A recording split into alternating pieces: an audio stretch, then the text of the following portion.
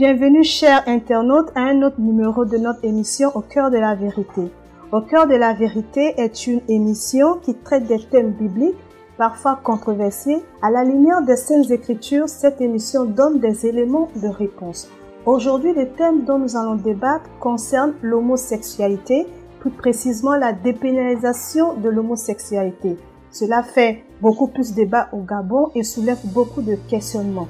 Aujourd'hui, nous allons en débattre exclusivement avec le pasteur Etougué Anani Patrick. Alors, notre pasteur a plusieurs casquettes, dont quelques-unes que voici. Il est enseignant en langue biblique. Il est aussi auteur et auto-éditeur. Il est maître conférencier et il est professeur à l'Université des Caraïbes du Sud. Nous allons nous arrêter là. Bienvenue, pasteur. Bienvenue. Comment ça va? Ça va bien, pasteur. Et vous? On est en vie et nous louons le Seigneur. Nous sommes contents de pouvoir continuer de le servir avec la parole que lui-même il inspire. Amen, amen. Gloire à Dieu. Alors, pasteur, comme nous l'avons énoncé plus haut, le thème dont nous allons débattre aujourd'hui concerne la dépénalisation de l'homosexualité. Alors, il y a une grande confusion autour du thème, ou du mot plutôt la dépénalisation. Pasteur, la première question que nous allons vous poser est de savoir qu'est-ce que la dépénalisation? Quand on parle de dépénalisation, qu'est-ce que cela veut dire? Et est-ce que dépénalisation veut dire légalisation? Sinon, quelle est la différence? Bon, la différence, elle est dans les mots. Elle est dans les mots. La signification de la dépénalisation, c'est que l'on renonce à punir pénalement une action, c'est-à-dire qu'il n'y a plus d'infraction, donc plus de sanction. Dépénaliser signifie donc que l'on renonce à punir pénalement un acte jusqu'alors considéré comme un délit. Rappelons qu'un délit est une infraction passible d'une peine d'emprisonnement. Dans notre cadre, l'ancien article 402 de l'ancien code pénal, qui est devenu l'article 257 avec l'alinéa chapitre 5 qui est enlevé. Elle était passible de 6 mois d'emprisonnement et 5 millions d'amendes. Alors, la dépénalisation n'est pas synonyme de légalisation, mais elle signifie autorisation de fait.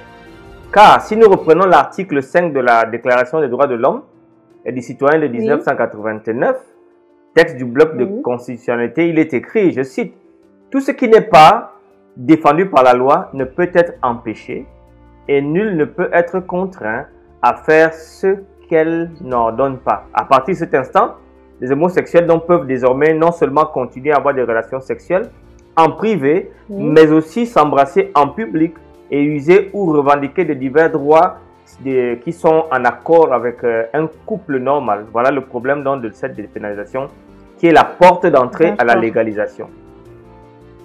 Ah d'accord. Donc la dépénalisation amène à la légalisation en fait. C'est le pas qu'il faut pour pouvoir légaliser. Parce que vous ne pouvez pas dépénaliser. Vous pouvez pas légaliser ce qui est puni par la loi, comme un voleur. Un voleur ne peut pas dire qu'on va légaliser le vol parce que c'est un délit. Donc il faut d'abord l'enlever de son statut de délit, de crime, afin de pouvoir maintenant aller de l'avant pour pouvoir légaliser. D'accord. Moi, pasteur, je comprends bien quand vous me parlez de dépénalisation qui amène à la légalisation, mais je reste un peu confuse parce que, en fin de compte, par rapport à votre réponse, je ne vois pas trop la différence entre la légalisation et la dépénalisation. Bon, la différence, elle est que, pour le moment, notre Constitution dit toujours dans l'article sur la famille, l'article 1, alinéa 14, que le mariage est entre un homme et une femme. D'accord. Donc, un homosexuel ou gay ou lesbienne ou transgenre ne peuvent pas prétendre se marier, mais ils ne sont plus punis par la loi. Mais ils ne peuvent pas, au vu de notre Constitution, prétendre à se marier. Alors, maintenant, comme ils sont maintenant des citoyens normaux par la loi, et ils peuvent maintenant revendiquer qu'on enlève dans la Constitution que le mariage se passerait entre un homme et une femme. Dès qu'on enlève cette clause, là maintenant, ça devient maintenant légalisé. Pour le moment encore, quoique l'article 5 est enlevé, le mariage est encore entre un homme et une femme. Voilà donc, voilà ok. donc les subtilités de la loi et les problèmes que d'ici quelques années, nous allons commencer à batailler pour expliquer et pour défendre notre constitution, qui est une constitution qui est pour nous tous. D'accord. Ok, merci pasteur. Maintenant, c'est clair. Aujourd'hui, nous faisons la différence entre la dépénalisation et la légalisation. Et nous espérons que maintenant, ce sera clair pour chacun d'entre nous. Maintenant, pasteur, la seconde question qu'on se pose, vu tout le débat autour sur les réseaux sociaux, dans la société, dans nos foyers, dans les ménages, on a envie de savoir, est-ce que c'est un débat seulement juridique ou est-ce que ça va plus loin? Les auteurs du préambule de notre constitution gabonaise, dont les pères qui ont voulu nous donner dans une constitution une charte de fonctionnement du peuple gabonais, disent dans leur préambule, le peuple gabonais affirme solennellement son attachement aux droits de l'homme et aux libertés fondamentales telles qu'ils résultent des déclarations des droits de l'homme et du citoyen de 1789 et de la Déclaration universelle des droits de l'homme de 1948 consacrée par la Charte africaine des droits de l'homme et du peuple de 1981 et par la Charte nationale des libertés. Il s'agit donc ici d'un bloc de constitutionnalité. Tout est pris ensemble. Alors, d'abord, si le législateur donc voit sa copie, il apparaît que la loi sur la dépénalisation remet en cause l'autorité absolue de la chose qui est jugée. En effet, il y a une ancienne décision numéro 319 CC du 3 juin 2019 qui dit que les décisions de la Cour constitutionnelle ne sont susceptibles d'aucun recours. Elles s'imposent au pouvoir public, à toutes les autorités administratives et juridictionnelles et à toutes les personnes physiques et morales. Voyez donc ici, l'adoption dans l'urgence avec de la loi sur la dépénalisation de l'homosexualité par une poignée seulement, il faut le rappeler, de 48 députés, 24 contre et 25 abstentions, sur 143 en tout. Et après le Sénat, 59 sénateurs ont voté pour et 17 contre 4 abstentions sur 102. Ouais, donc la loi est légale mais n'est pas légitime. En effet, il est aussi notoire que le peuple gabonais dit dans sa constitution, conscient de sa responsabilité devant Dieu. Donc ce n'est pas un problème que juridique, même puisque le Gabon est attaché à Dieu et attaché aussi à ses valeurs sociales, morales et spirituelles. Donc la dépénalisation a amené beaucoup plus de problèmes qu'elle n'a résolus.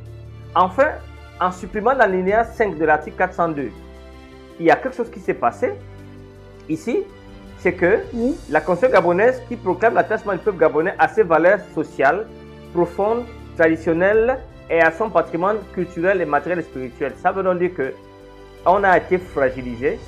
La conception nationale même de la famille et du mariage qui bénéficie pourtant d'une claire protection dans l'article 1, alinéa 14 de la Constitution qui dit ceci. La famille est la cellule de base de la société, le mariage, union entre deux personnes de sexe différents, en est le support légitime. Vous voyez donc que le problème de la dépénalisation a ouvert une grande chambre, une porte qu'on ne sait même pas comment on va la fermer demain. Il y a tellement de problèmes que ça a créé. D'accord. Ok, merci pasteur. Et cette question, en fait, à laquelle vous venez de répondre, suscite en moi deux autres questions. Donc, oui, la première question, parce que vous avez parlé des droits de l'homme, en fait. Vous avez parlé des droits de l'homme dans votre réponse. Et du coup, j'ai envie de savoir, et je sais que ceux qui nous suivent aussi aimeraient comprendre, quelle est la relation entre les droits des homosexuels et les droits de l'homme. Est-ce que dans ce cas, on peut parler des droits des homosexuels? Vous savez, la nature juridique de la Déclaration universelle des droits de l'homme a un grand impact pour les particuliers, c'est vrai. Mais la nature des gay rights, c'est-à-dire qu'elle est anthropocentrique. Elle n'inclut pas Dieu, elle s'en fiche du peuple, mais elle ne s'occupe que de ce qu'elle gagne. Alors, les droits de l'homme tels qu'ils avaient été proclamés au XVIIe siècle ont idéologiquement été remplacés dans de nos jours par ce qu'on appelle les droits humains. Les droits de l'homme, par contre, s'articulent autour de la citoyenneté et les droits humains, ici, font la promotion du droit individuel par une politique qu'on appelle politique de compassion, parfois au détriment du peuple. Elle s'appuie non sur la construction du territoire, mais plutôt, elle transcende la forme de l'État. Alors ici, ce qui semble évident, c'est que les droits humains peuvent se faire au détriment des droits du peuple. Voilà le danger donc. D'accord. C'est-à-dire donc que ici donc les valeurs traditionnelles n'ont plus de valeur dans ce sens. C'est l'individu maintenant compte, en fait. qui compte, qui est devant. Et voilà le problème de ça. Il y a donc une petite confusion, une mascarade entre les droits de l'homme et les droits humains qui sont liés et qui en fait sont en train de lier les États gabonais qui sont signataires de ces chartes-là. D'accord. Merci, pasteur, parce que franchement, vous venez de lever la lumière sur une confusion, parce que effectivement, on fait l'amalgame entre les droits de l'homme et les droits humains. Aujourd'hui, nous comprenons effectivement la différence entre les droits humains et les droits de l'homme. Merci, pasteur. Et dans votre réponse précédente, vous avez parlé aussi de Dieu. Donc, l'État gabonais, en mettant sa constitution en place, a fait appel à Dieu, si je peux parler de cette manière. Et donc, nous voyons qu'une fois qu'on parle de la dépénalisation de l'homosexualité, cela veut dire qu'on est en train d'exclure Dieu, donc de rejeter ce que nous-mêmes nous avons dit. Et du coup, j'ai envie de poser une autre question. Nous savons que dans nos sociétés africaines, il y a des rites initiatiques pour, par exemple, l'adolescent qui passe à l'âge adulte, pour le jeune garçon qui devient homme, pour la jeune fille qui devient femme. Alors, on a envie de savoir, est-ce qu'il y a des pratiques dans le temps qui pouvaient faire penser que l'homosexualité fait partie de la culture africaine? Puisqu'on a l'habitude de dire que ce sont les Blancs qui nous ont emmené cette culture. C'est une culture importée. Ok, ici, l'homosexualité est un phénomène humain et c'est un phénomène qui est issu du péché. Depuis la nuit des temps, des hommes ont essayé d'avoir des relations sexuelles avec des bêtes. Des gens ont été curieux d'avoir des relations sexuelles avec le sexe du même genre. Donc, c'est un phénomène humain après la chute d'Adam. Mais sur le plan africain, je vais rentrer dans le cas de l'Afrique centrale et je vais parler de l'Afrique centrale, Cameroun, Gabon, Congo. Aucune des satisfactions sexuelles contre nature que nous appelons masturbation, fellation, homosexualité ne semble ignorer. Les gens les connaissaient. Mais elles paraissent toutes énigmatiques et incompréhensibles dans nos cultures, pour le moins de l'Afrique centrale. Et par conséquent, par exemple, chez les Bétis, elle est une conséquence ou un symptôme de l'action de l'évou, le sorcier. Quand quelqu'un fait ça, il est homosexuel, il fait des fellations, il fait des masturbations, il est considéré dans le village comme étant un sorcier. C'est dans cette ligne qu'il faut comprendre les rumeurs auxquelles certains écrivains occidentaux ont dit qu'il y avait l'homosexualité dans les pays africains. Ouais, non. Par exemple, chez les Bétis, un sorcier est appelé Mébian, celui qui fait les médicaments pour guérir, ainsi de suite, et pour tuer également. Mais Évou est celui qui est possédé du mauvais esprit. Il fait ces choses dans notre culture, c'était regardé comme quelqu'un qui était possédé par quelque chose qui était surnaturel.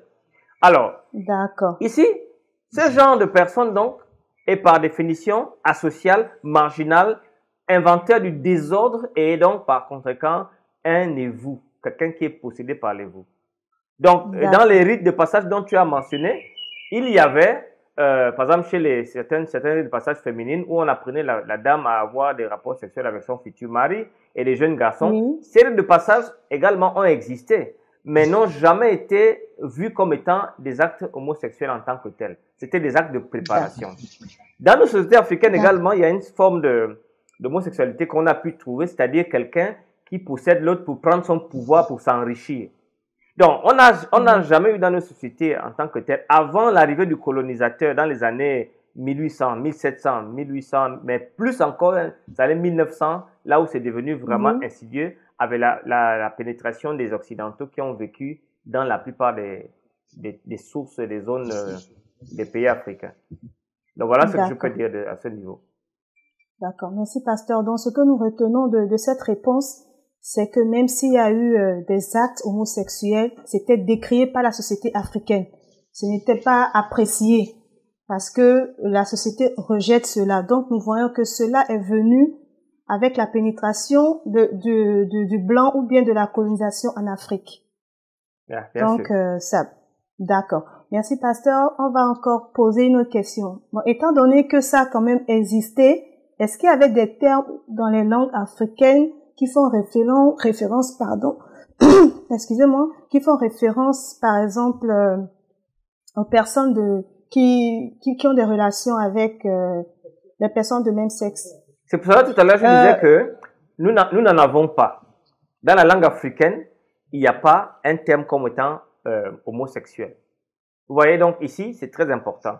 Ce que je veux dire, c'est que le mot homosexuel ou homosexualité est un terme du 19e siècle qui a été inventé par Karl Maria Kertenbeney, un homme de lettres, qui l'a inventé comme ça. Et ça a été repris par Dr. Ibn Kraft dans son livre Psychopathia Sexualis, qui trouvait que l'homosexualité était une névrose.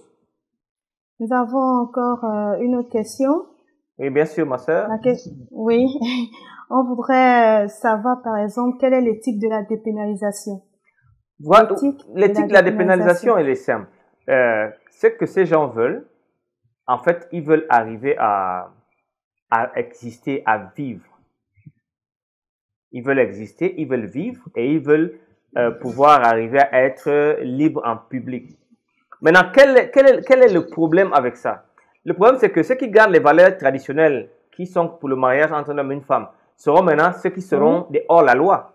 Vous voyez, non? Oui, c'est-à-dire que vous pourrez maintenant perdre un travail en fonction de votre position sur l'homosexualité. Quand vous ferez un concours, par exemple, on vous poserait une question, que pensez-vous de l'homosexualité? Votre réponse pourrait vous faire perdre un concours dans l'avenir. Le débat juridique sur le mariage homosexuel sera ensuite désormais axé sur l'exemption.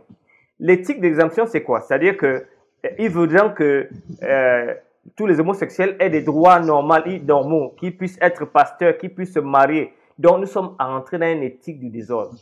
La question suscitera aussi les controverses pendant plusieurs années et l'Église devra décider si elle doit célébrer des mariages entre personnes de même sexe ou ne pas le faire. Et si elles ne le font pas, la personne homosexuelle pourra dire non, elle porte plainte pour diffamation, on appelle ça comment, ce mot-là? Discrimination. Ceci amènera dans de vie, et il y aura des divisions. Voilà le problème que la dépénalisation va causer au Gabon dans les années. Nous avons 10 ans de problème. Je ne sais pas comment on va s'en sortir. D'accord. Ok, pasteur, merci beaucoup. Nous voyons à quel point l'éthique de la dépénalisation va jouer sur la société. Et par rapport à votre réponse, je me rappelle qu'il y avait un couple américain qui a une société de fabrication de gâteaux et qui ont été approchés par un couple homosexuel pour la préparation de leur gâteau. Et quand le couple a refusé, ils ont été amendés.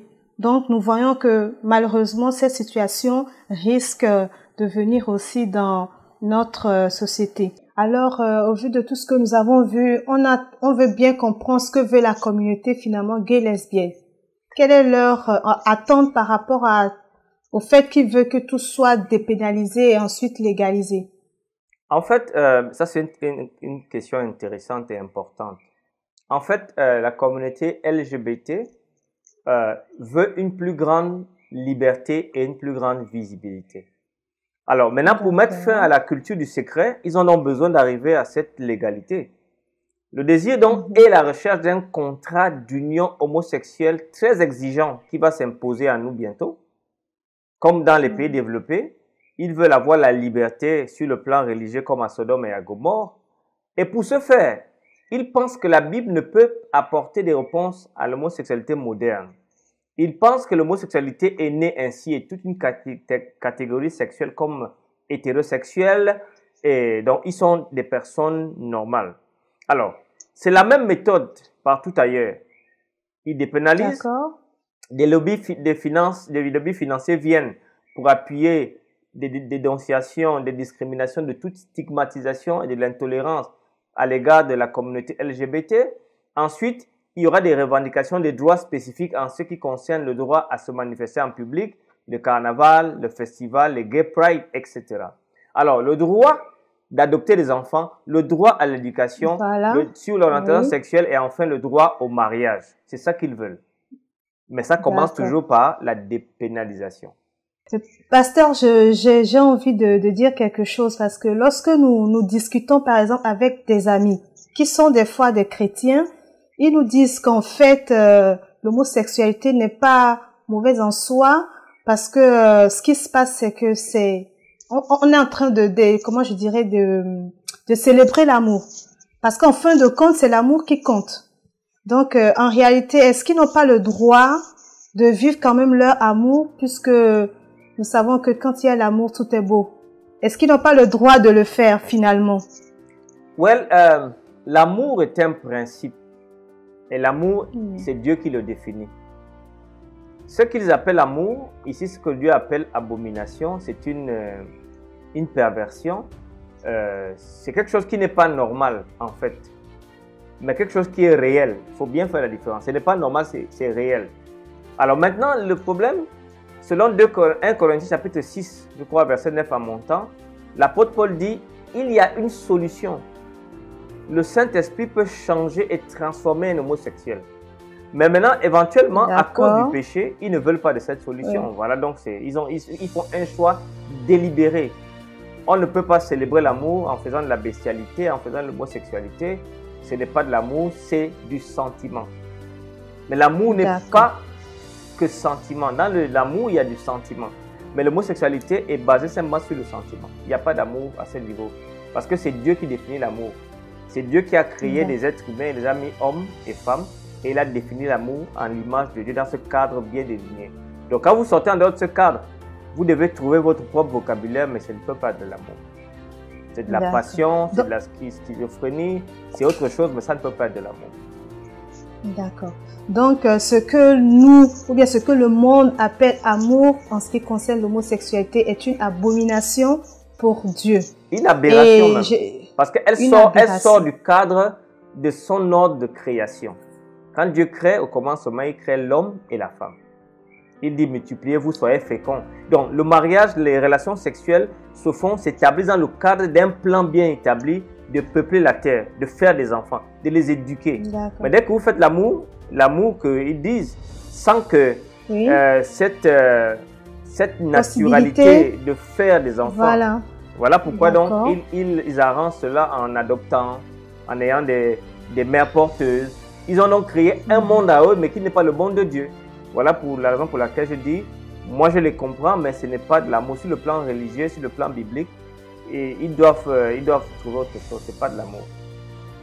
Alors, pasteur, quelle doit être notre réaction par rapport à ces personnes? Si j'ai des amis qui sont homosexuels, si dans ma famille, il arrive que j'ai des membres qui sont homosexuels, quelle doit être ma réaction par rapport à ces personnes? Bon, écoutez, la stigmatisation n'est pas une bonne chose. Il y a deux types d'homosexuels. Il y a des homosexuels qui savent que c'est mal. Et ce type de personnes méritent notre respect, notre compassion.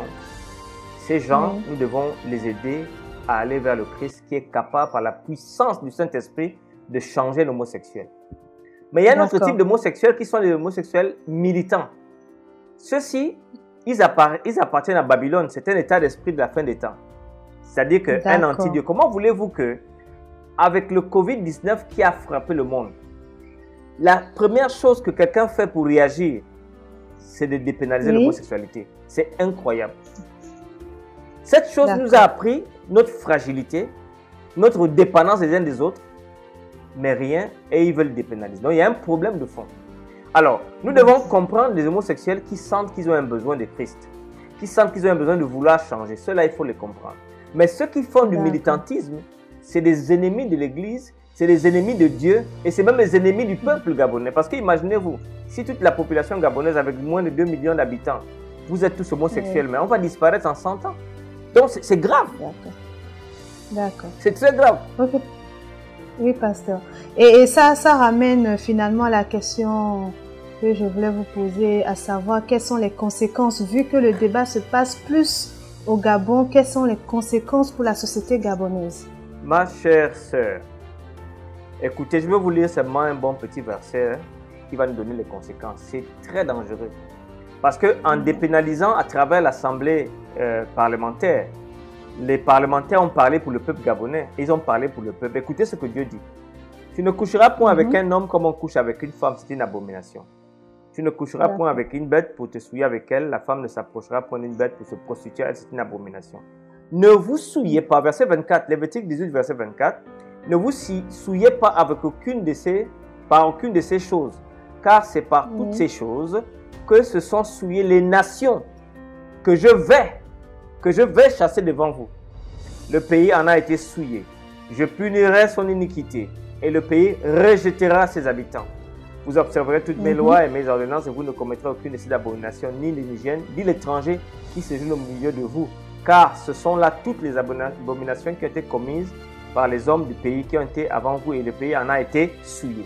Donc l'homosexualité a une cause qui ne s'arrête pas seulement sur le plaisir sexuel ou l'amour pseudo. Il s'arrête sur la conséquence d'après. En fait, si j'étais le diable et je voulais maudire le Gabon, je ferais en sorte que l'homosexualité devienne quelque chose de légal. Et par ce faire, je permets donc que le principe divin va se déclencher. La nature sera contre l'homme, les difficultés, parce que le texte est clair. Les Gabonais vont maintenant subir les affres de la nature. Vous allez voir incendie, vous allez voir tsunami, vous allez voir le sol qui ne va pas produire des richesses, de la nourriture. C'est tellement grave. C'est tellement grave. Donc les conséquences sont religieuses, énormes, parce qu'on devient maintenant des êtres qui, enfin le Gabon par ça, ses parlementaires, a fait quelque chose que Dieu hait le plus. Voilà le problème. Tous les péchés sont mauvais et les péchés vont amener des êtres chrétiens en enfer. Mais le seul péché, d'abord je veux faire une mention, un des seuls péchés qui est étrange, parce que vous savez quand quelqu'un commettait adultère, on l'attrapait, il pouvait se déculper s'il pouvait démontrer qu'il n'avait pas tort, ainsi de suite.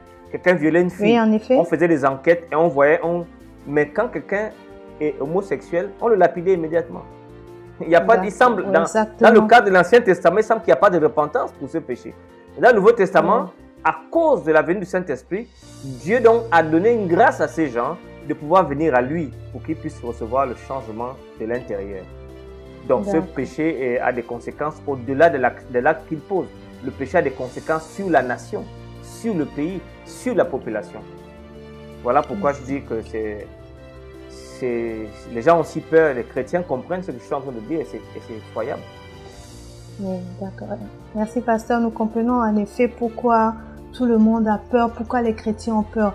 Et par rapport à tout ce que ça peut amener comme conséquence, en effet, il faut vraiment se remettre en cause, il faut vraiment réfléchir à deux fois.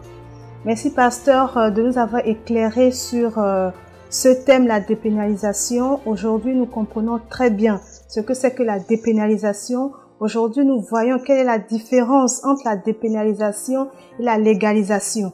Pour pouvoir amener à la légalisation de l'homosexualité dans notre société, il va falloir qu'il y ait dépénalisation. Et nous avons vu tout ce qu'il y a tout autour et les conséquences qui peuvent agir sur le pays. Un mot de fin.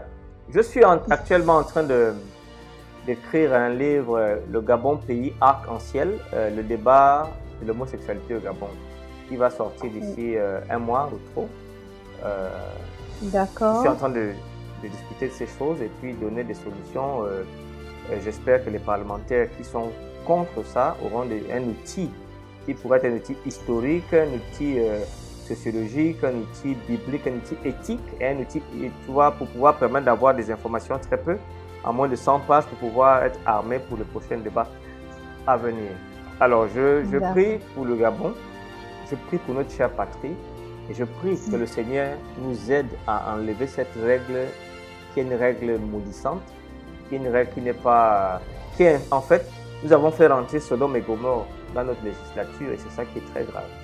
Je prie également pour les 25 personnes qui se sont abstenues pour une raison ou pour une autre.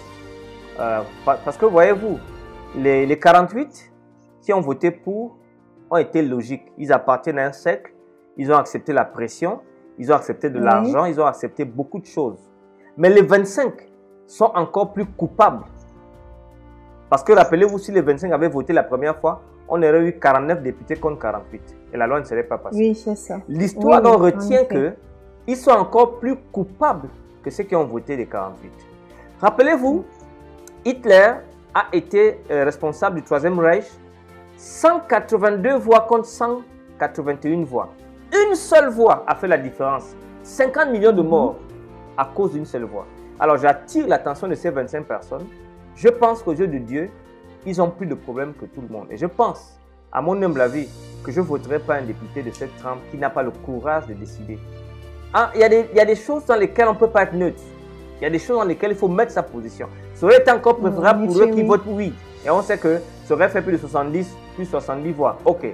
Mais d'avoir 25 abstentions, exactement le nombre de personnes de voix qui nous aurait donné la victoire pour que cette loi ne passe pas au Gabon, c'est pour moi, en tant que Gabonais, c'est une aberration politique dans ce niveau de type de vote. Quel type de pression ont-ils subi?